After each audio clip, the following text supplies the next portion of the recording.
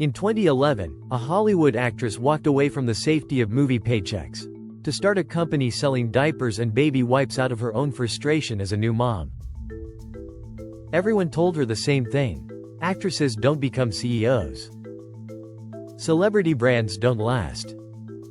This will flop in a year. Instead, that company, The Honest Company, went public in 2021 at a valuation of over $1.4 billion. And Jessica Alba wasn't just the face of it. She was the founder who built it from scratch. This is the story of how Jessica Alba turned a personal problem into a billion-dollar empire, and the 3 moves that made it possible. Stay till the end, because point 3 is the exact strategy most celebrity brands get completely backwards. Hey everyone, welcome back to the channel where we break down how real people build real empires. Today it's Jessica Alba, and I promise you, this isn't just actress starts a side business story.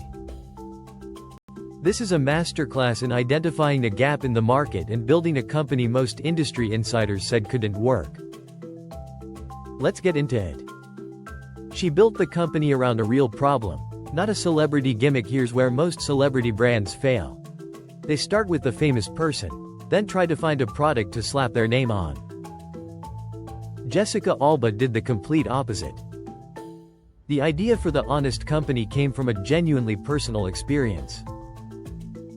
After her first daughter had an allergic reaction to a baby-safe detergent, Alba started digging into the ingredients used in everyday baby and household products, and didn't like what she found. She wanted non-toxic, eco-friendly products for her own family, and realized the market simply didn't offer enough real options at scale. Real-world example. Instead of licensing her name to an existing baby products company, Alba spent roughly 2 years researching the industry, studying regulations, and meeting with chemists and formulators before The Honest Company ever launched in 2012.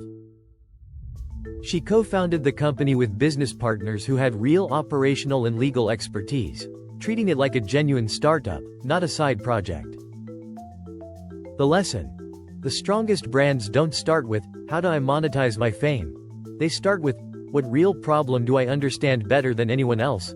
Alba had built-in credibility because she lived the problem before she built the solution.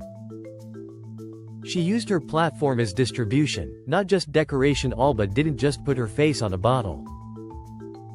She used 2 decades of built-up trust and visibility as a marketing engine most startups could never afford. When The Honest Company launched, it didn't have a massive television ad budget like established consumer brands such as Procter & Gamble. What it had was Alba's ability to walk into interviews, magazine features, and eventually social media, and talk directly to millions of parents about a product she said she genuinely used with her own kids.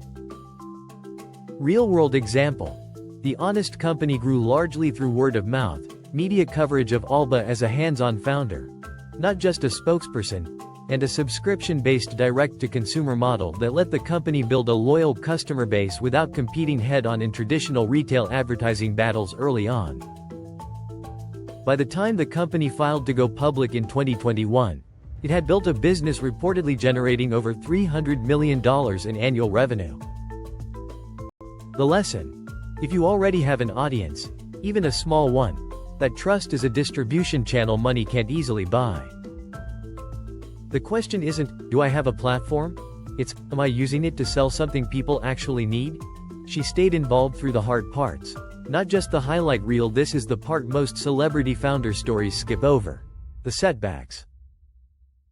The Honest Company faced real challenges, including lawsuits and public scrutiny over whether certain products were as natural as marketed, and increased competition as bigger players entered the clean beauty and clean household space.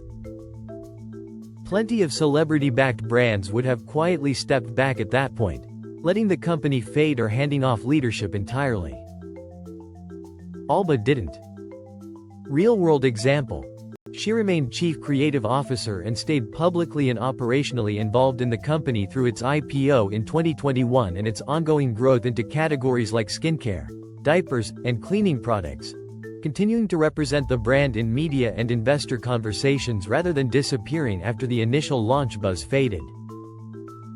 The lesson: empires aren't built in the exciting first year.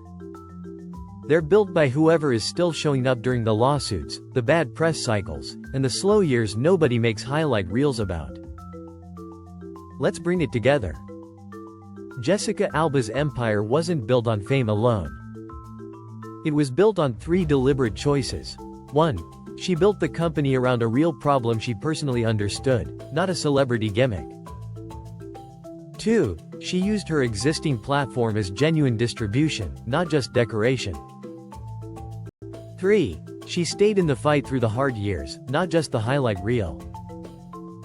The real takeaway? Celebrity can open a door. But it's discipline, research, and staying power that actually build the empire behind it. If this breakdown gave you a new way of thinking about building your own brand, smash that subscribe button, because next week we're breaking down another founder who turned personal frustration into a billion-dollar company, and this next one might surprise you. Comment below. Which of Jessica's 3 moves do you think matters most when starting something from scratch, solving a real problem, using your platform, or staying consistent through hard times?